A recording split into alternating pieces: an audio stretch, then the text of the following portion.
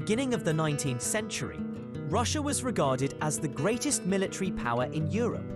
The empire stretched from the Black Sea to the Bering Straits, including territories like Finland, Poland, Ukraine, Belarus, as well as areas in Central Asia and the Caucasus, making it the largest contiguous land empire in the world. In contrast, by the early 1850s, the Ottoman Empire had become deeply indebted to and exclusively reliant upon British and French loans as a means of support. This led to the Ottoman Empire drastically reducing its army and navy force levels. Starting with Peter the Great in the early 1700s, after centuries of Ottoman northward expansion, Russia began a southward expansion toward the Black Sea, which did not freeze over the winter and thus gave opportunity to promote year-round trading and a year-round navy. The British became concerned that Russia could continue to advance towards their most prized colony, India. Additionally, the Royal Navy realized the necessity of forestalling the threat of a powerful Imperial Russian Navy, understanding that her defeat would strengthen the European balance of power. Thus, the geopolitical struggle among European powers over the declining Ottoman Empire's territory and its waning influence in the Middle East led to a situation of intense rivalry. Looking to gain Roman Catholic support at home in his plan to regain France's glory, in 1852, Napoleon III demanded that the Sublime Porte, the Ottoman Empire's government, in Constantinople, recognize France as the protector of Christian monks and pilgrims in the holy places. He sent a French warship up the Dardanelles for persuasion, and the Porte bowed to his wishes. Alarmed at the sudden change in policy, Tsar Nicholas I insisted on being confirmed as protector of the holy places and all Orthodox Christians in the Ottoman Empire, as had traditionally been the case. The Porte declined, so in July of 1853, a Russian army invaded the Ottoman provinces of Moldavia and Wallachia, modern Romania. The Turks responded by declaring war, and the Russian Navy met the attack by quickly destroying a Turkish fleet at Sinop in the Black Sea.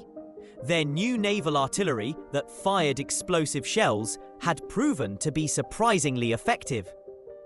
The one-sided battle convinced France and Britain to enter what was the beginning of the Crimean War. Britain and France desired more than any other states to preserve the integrity of the Ottoman Empire, because they did not want to see Russia gaining access to the Mediterranean Sea. After all, Britain had lost interest in crushing the Ottoman Empire after the Trade Treaty of 1838, which allowed Britain unlimited access to the markets of the Ottoman Empire, which had turned into a virtual free trade zone. In the long term, the Ottoman Empire lost the opportunity to modernize and industrialize, but in the near term, gained the support of European powers, primarily Britain, in opposing the desire of conquered peoples for self-determination and in opposing Russia, which sought to cut its influence in the Balkans and Asia. Karl Marx and Friedrich Engels supported British strategy. In his New York Tribune articles in 1853, Marx saw the Crimean War as a conflict between the democratic ideals of the West that started with the Great Movement of 1789 against Russia and absolutism. He went on to describe the Ottoman Empire as a buffer against expansionism by the Tsar. From Tsar Nicholas I's point of view, a memorandum written by Mikhail Pogodin in 1853 summarized the situation. France takes Algeria from Turkey, and almost every year England annexes another Indian principality. None of this disturbs the balance of power. But when Russia occupies Moldavia and Wallachia, albeit only temporarily, that disturbs the balance of power. France occupies Rome and stays there several years during peacetime. That is nothing. But Russia only thinks of occupying Constantinople, and the peace of Europe is threatened. the English declare war on the Chinese, who have, it seems, offended them.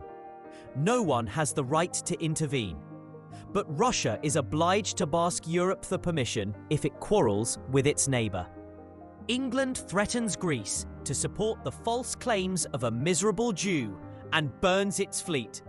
That is a lawful action. But Russia demands a treaty to protect millions of Christians. And that is deemed to strengthen its position in the East at the expense of the balance of power. We can expect nothing from the West but blind hatred and malice. Comment in the margin by Nicholas I. This is the whole point. In January of 1854, to the fury of the Russians, the British and French sent warships into the Black Sea. On February 27th, they sent an ultimatum to St. Petersburg, demanding a Russian withdrawal from the two Balkan provinces. Refusal to comply or refusal to answer within 6 days was to be taken as a declaration of war. When Russia decided not to respond, London and Paris declared war on successive days in March. Russia was diplomatically isolated, facing a determined alliance of France, Britain, the Ottoman Empire, and Sardinia. Austria also pressured Russia to withdraw by sending troops to the Russian border. Seeing the overwhelming hostility, Russia withdrew from Moldavia and Wallachia in 1854. However, the British and French considered it necessary to continue the war, and so attacked Crimea with the intention of removing Russia as a military power in the Black Sea, thereby curtailing Russia's expansionism. The Crimean War lasted for 2.5 years. It ended after the destruction of the Crimean naval base Sevastopol. The British lost over 22,000 soldiers and spent £80 million. Public opinion of the war at home had been overwhelmingly negative due to widespread reports of military incompetence and appalling conditions faced by the soldiers. France lost 100,000 soldiers, mostly from disease and neglect. Russia lost over 500,000 troops, and the Tsar Nicholas I died, traditionally believed from a lack of will to continue living. The Treaty of Paris, signed in 1856, officially ended the war. It effectively demilitarized the Black Sea, banned warships from its waters, and preserved pre-war boundaries of the Ottoman Empire. Additionally, Russia lost its right to be a protectorate of Orthodox Christians inside the Ottoman Empire. This was particularly difficult for Russia's economy. The dismantling of its Black Sea fleet and fortifications made Russia powerless in the Black Sea, hindering its ability to protect its trade routes and to project influence. Britain and France came to take over much of the international trade in the Black Sea. Additionally, Russia lost control of the mouth of the Danube River, and along with that, influence over the crucial Danube trade route. Russia incurred tremendous debt from the war and loss of economic activity. It alleviated some of the debt in the near term by selling Alaska to the US in 1867 for $7.2 million. Additionally, the currency had become heavily devalued to ease the burden of paying for necessary expenditures. However, the debt from the Crimean War would only be ultimately resolved once the Soviet government repudiated all Imperial Russian government debts on February 8, 1918, following the Russian Revolution. Protests for reforms and modernization came loudly from the intelligentsia. The humiliating defeat revealed, they said, that Russia was a backward, broken, and highly incompetent country. The intelligentsia were a status class composed of the university-educated and arose in the late 18th century during the partitions of Poland. 19th century Polish intellectual Bronislaw Trentowski coined the term intellectuals to identify and describe the educated and professionally active members of the patriotic bourgeoisie, which provided moral and political leadership to Poland in opposing cultural hegemony of the Russian Empire.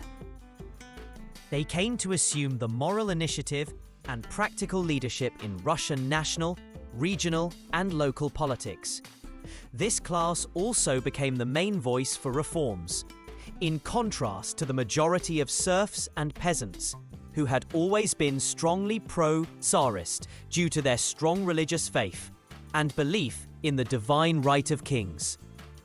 Inside Russia, the more radical members of the intelligentsia came to reject the idealism of previous generations and espoused a more materialistic and skeptical worldview that argued life was meaningless, moral values were baseless, and that knowledge was impossible. The term nihilist to describe such a group was first applied in the 1860s. Under considerable pressure, Tsar Alexander II implemented a series of liberal reforms.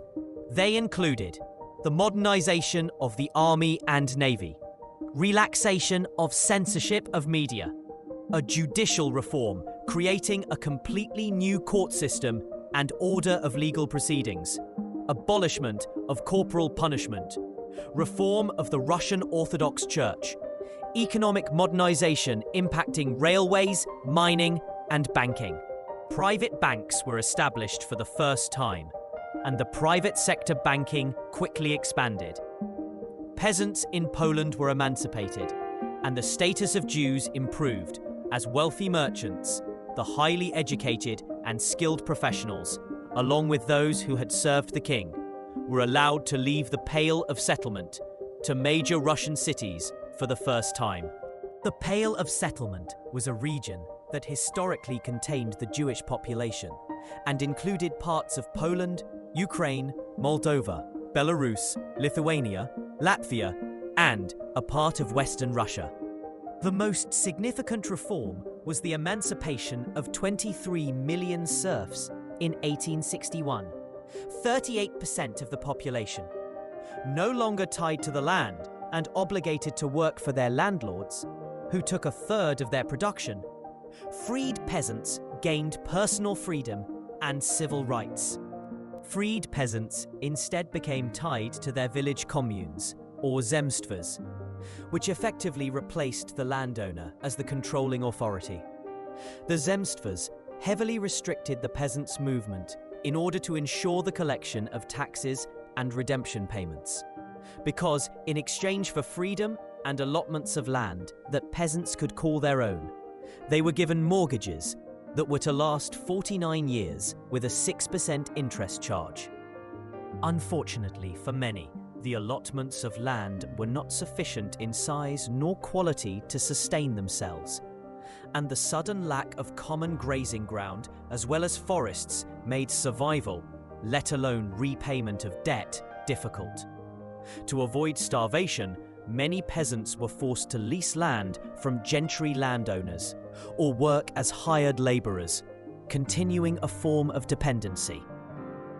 The approximately 4 million serfs who had worked as house servants entered freedom landless, not being given any allotments of land, and were made immediately available to the free labour market. Eventually, more landless peasants slowly joined the market, growing the main source of wage workers. The 1861 Emancipation Manifesto was the crucial catalyst for the development of capitalism, as the legal changes created the necessary conditions for a market economy and provided the necessary mobile workforce for a burgeoning industrial sector. To finance its progress, Russia initially relied on German banks for foreign capital. However, soon the Paris branch of the Rothschild family arranged large loans and heavily invested in developing the Russian oil industry. This helped drive a diplomatic alliance between France and Russia that would hold into World War I. By 1913, foreign investors held 49.7% of all Russian government debt and owned nearly 100% of all petroleum fields. 90% of mines, 50% of chemicals, and 40% of metallurgical industries. In 1914, 80% of Russia's external debt was held in France and 14% in Great Britain. This amounted to the largest foreign debt in the world at the time.